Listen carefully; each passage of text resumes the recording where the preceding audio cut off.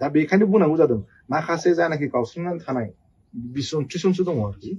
बिसोर दा मा खालामदों बिसोर दा मा गभर्नमेन्टजों थाफानानै बा बिसोर दा सारेन्डार जानो नागिरदों दा बिसोरखौनो बुंदों आङो दे सारेन्डार जानो नागिरबाबो जाहै आंहा बुंनांगौ आपत्ति गैया जुदि हारिनि थाखाय मावनो मेंबायबा जिरायनानै था सिरियै खिन्थु जानाखि दा मावगासिनो दङ बेखौ थारमाने डिस्टार्ब खालामदों आरोखि सोरजोंबा पुलिसजों थाफानानै बा सोरबा गभर्नमेन्टजों थाफानानै बे जिनिसआव खिन्थु जों सहायनो हानाय नङा जोंनि NLFB आफादनि थासारिया दा मा जागासिनो दङ बेखौ जोंनि रायजो राजा बर' आइ आफा आदै मादै बिदा फंबाय बिनानावफोरनो मिथिहरनायनि थाखाय नोंथांमोननि चेनेलजों जोङो बिसोरनो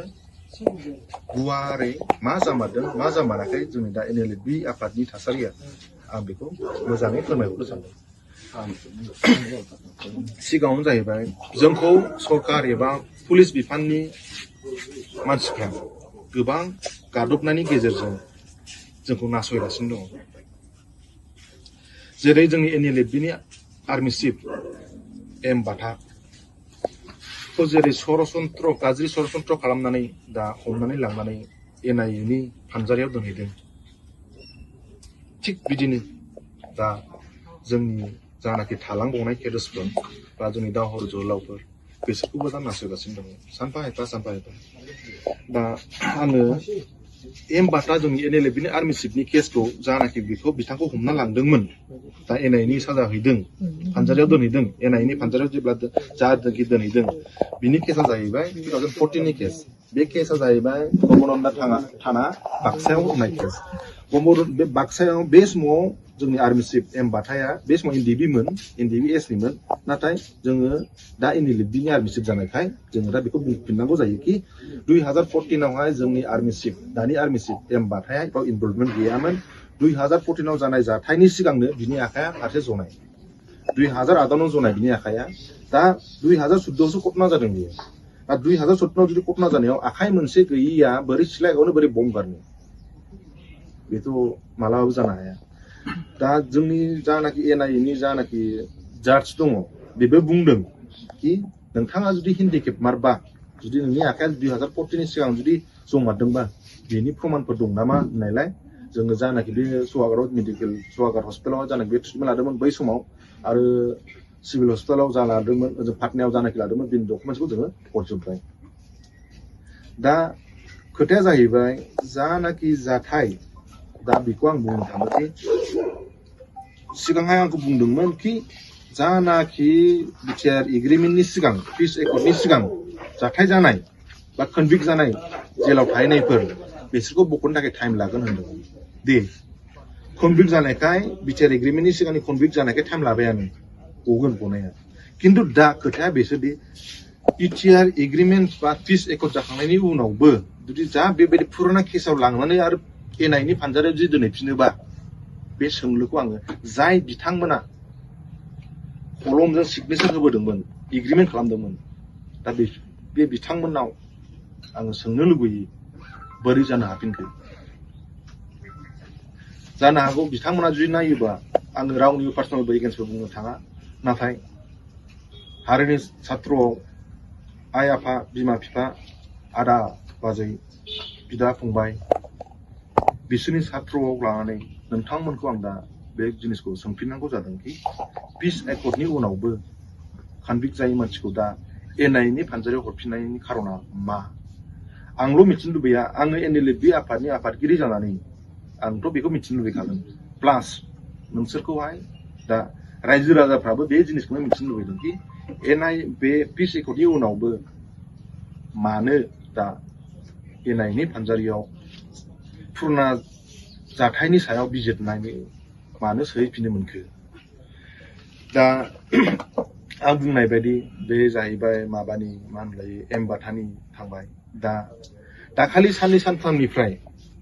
जोंनि जानाखि NLFB दावहारु जोहोलावफोर दैज्लां बोथोरखाय न'आव थांनानै दंहैयो माइ गायनाय मा गायनाय बे समाव दा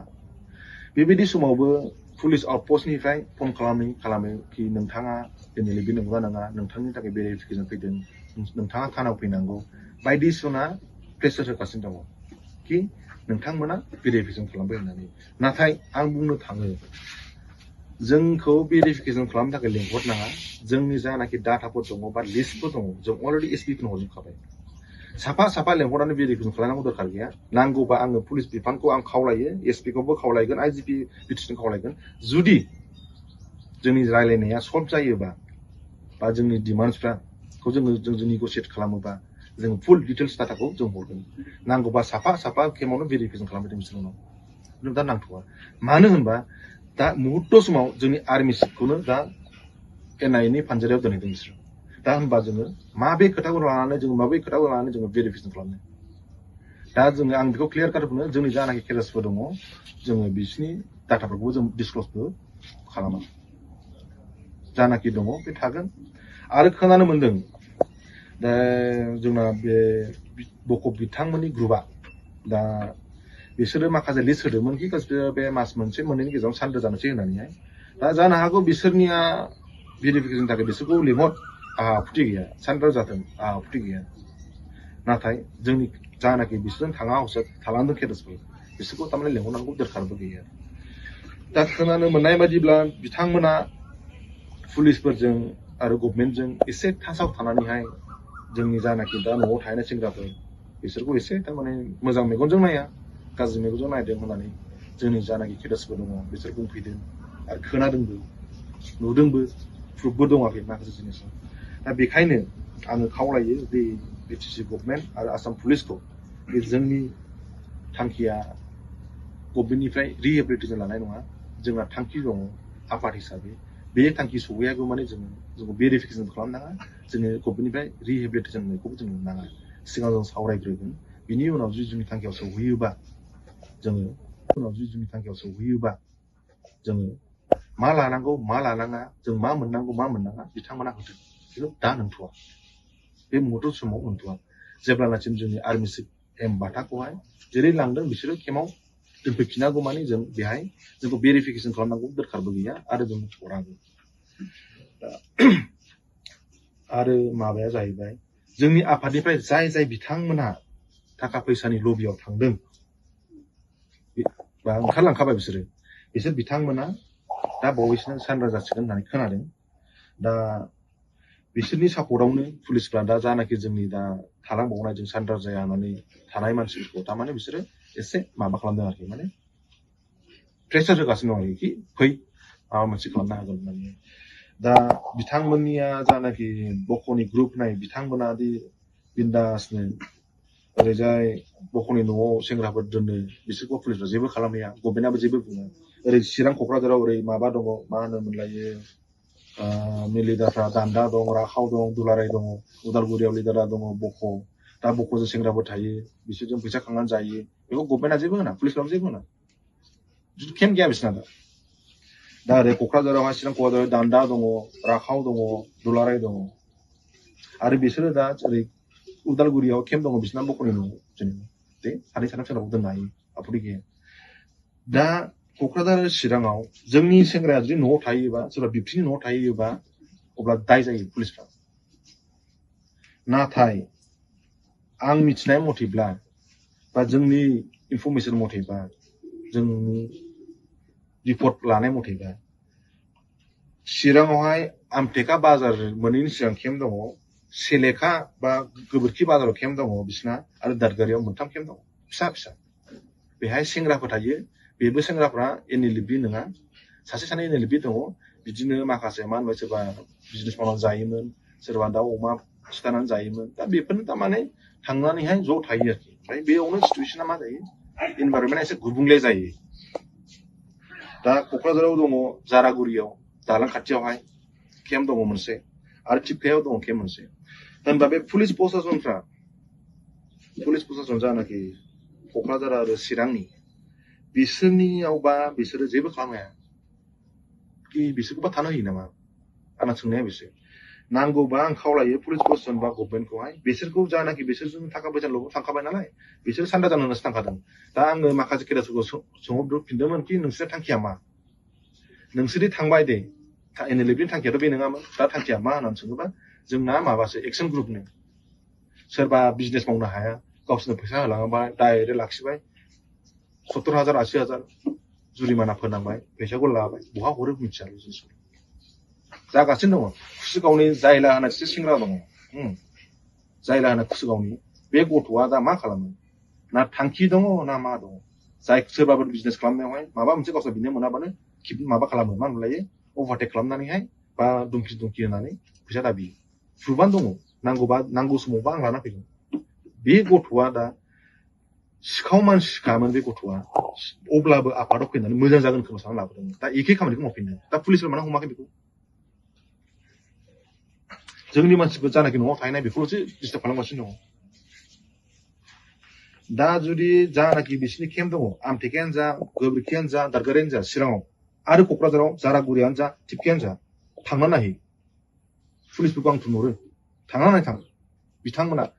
गसागाव आउटपस्ट दङ साबकाटा दङ साबकाटानि आउटपस्टनि मानसिफ्राबो थानानि मानसिफोर नायनो हागोन ओरैजाय रुनिकाटानि दङ चिराङाव बे मा होनोमोनलाय आमथेखानि दङ ओरैजाय आउटपस्ट दङ बा पुलिस स्टेसनाव दङ थांना नाय मा खालामहरदों कजन मानसि दङ केम्पआव बिदि थानो मोना बिसोरना मोनसे केम्प थानांगौ जुदि थांखि दंमोनबा दा जोंखौ बुङो नोंसिनाथ' केम्प दंखायो जोंना केम्प गैया होननानै औ जोंना केम्प दङ केम्प मोननै दङ डिजाइननि केम्प मोननै दङ क'क्राझार मोनसे नै दा प्लेसमेन्ट होनाय आरो मोनसे दंबावो उदालगुरि दा आङो बेखौनो खावलायो रायजो राजाखौबो आङो बेखौनो खावलायो सों बिसोरखौ थांखिया मा खालाम सानमारदों मानो एनएलए बेयाव हाबामोन दा मानो सानना जानो नागिरखो रायजो राजाफ्रा बे खोथाखौ सों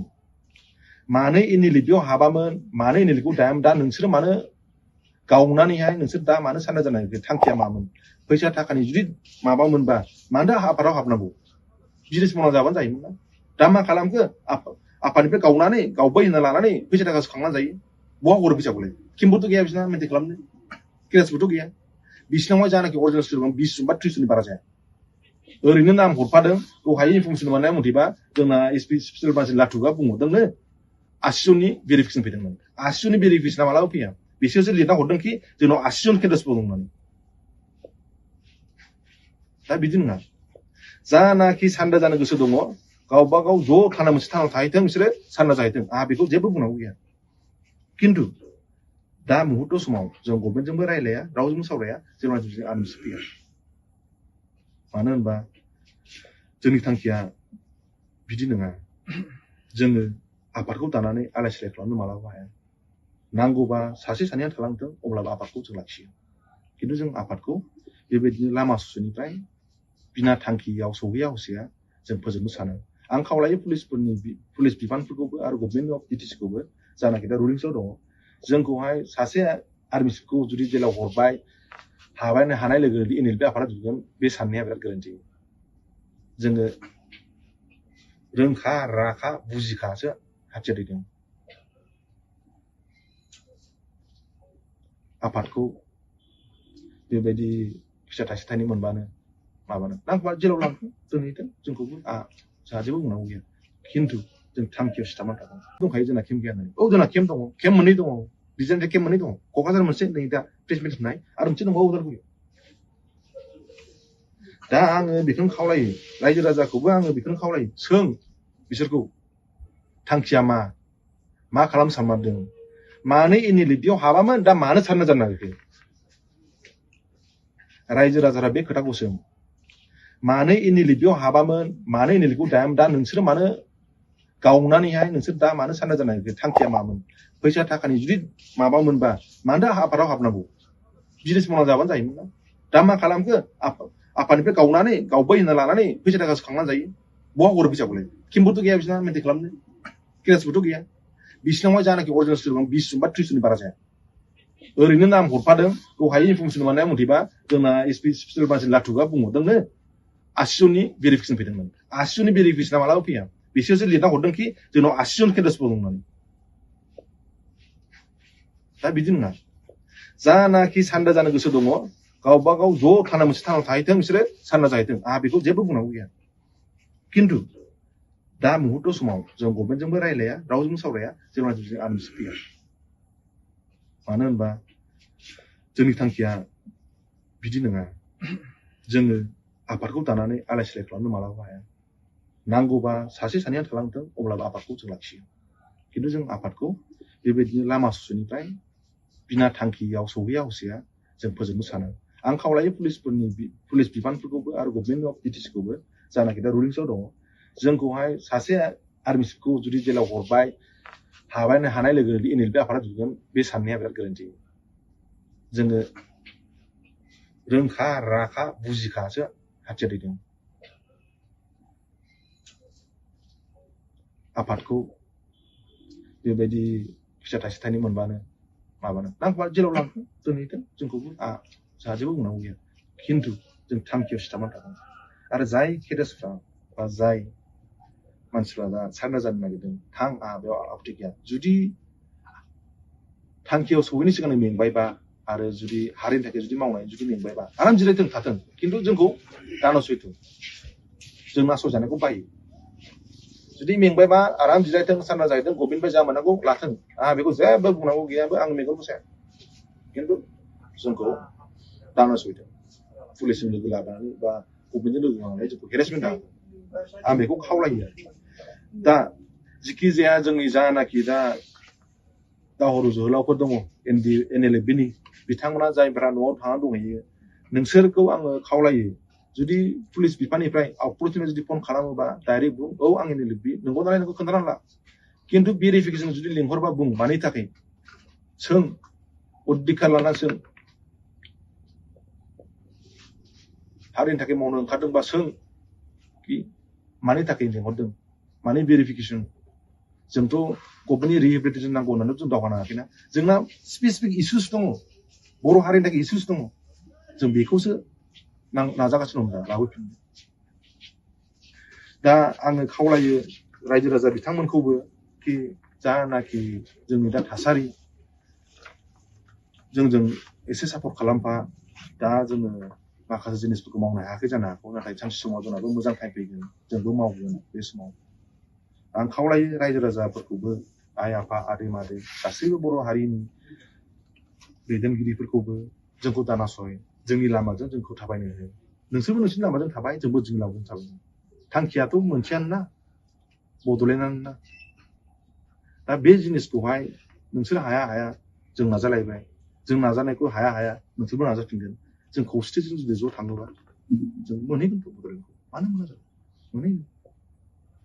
दा बेबायदि थांखिखौ लानायावहाय नोंस्रा जुदि जोंखौहाय जुदि गोजोननाय गैयाबा बा सानदोंबा बे जोङो सोरबा पलिटिकेल पार्टिजों प्रेसार जानानै बिदि बुंदों बे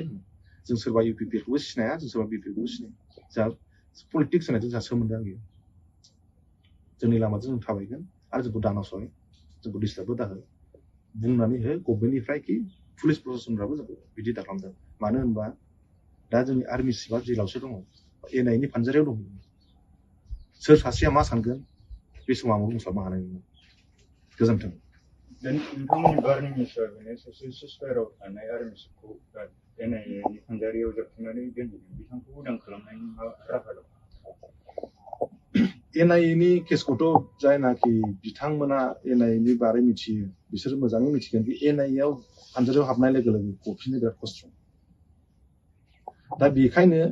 ल'जोंसो थांनांगौ जायो खिन्थु मोनसे जिनिसा बेनो क्लियार खा जोंनिया 2014नि केसाव सोदोंथ' बिथांखौ 2014नि सिगांनो बिनि आखा गैखाया 2008 आखा जदों दा 14आवहाय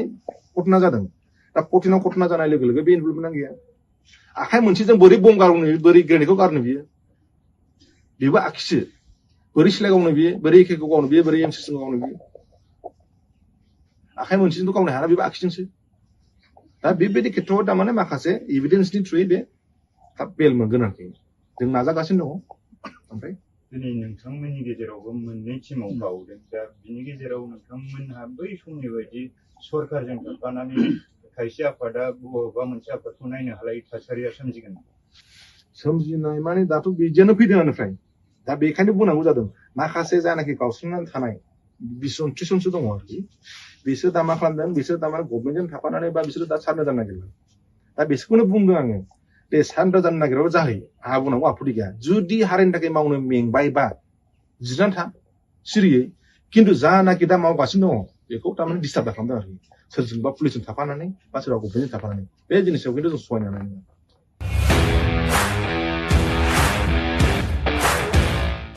In the independence day special अफार लाबोदों सेरफांगुरियाव थानाय फुंखा इन्टारप्राइज बाजाज श'रुमा। बाजाज बाइक सालायनो मोजां मोनग्रा सुबुंफोरनि थाखाय गाहाम खौरां। क'क्राझार जिल्लानि सेरफांगुरियाव थानाय फुंखा इन्टारप्राइज बाजाज श'रुमा होगासिनो दं 31 आगस्तसिम इन्डिपेन्डेन्स डे स्पेशल अफारनि एक्सेन्ज। बाइक बायगिरि बिथांमोना इसेल' बिबांनि रां होग्रोनानै प्लेटिनानि मडेल, बाजाज सिटीनि मडेल आरो पालसार 125नि गासैबो मडेलनि बाइकखौ आरसि आरो इन्सुरेन्स लाफानानै 10,999 रां बेसेनावनो ल'एस्ट डाउन पेमेन्ट होनानै बाइक लानो हागोन आरो 1,000 रां होग्रोनानै गोसोबायदि बाइकखौ आवग्रिनानै दोननो हागोन। सेरफांगुरि फुंखा इन्टारप्राइज बाजाज श'रुमजों लोगोसे सराइबिल फुंखा इन्टारप्राइज बाजाज श'रुमावबो बाइक बायगिरि बिथांमोना खुंफुंजानाय इन्डिपेन्डेन्स डे स्पेशल अफार लोगोसे एक्सेन्जआव फैनानै नोंथांमोननि बाजाजनि बाइकखौ लांफैनो हागोन। सेरफांगुरि फुंखा इन्टारप्राइज बाजाज श'रुमा नोंथांमोननो लोगोसे मोजां अफारबो लाबोदों। बेफोरनो जाबाय 5 लिटार पेट्रल फ्रि, गंसे हेलमेट फ्रि, केस होनानै बाइक बायगिरिफोरनो 1,000 रां केशबेक हरफिननाय जागोन। आबुङै मिथिबावनो थाखाय 9395303476 9101547892 जानबुं नम्बराव खौरां लाहरनो हागोन।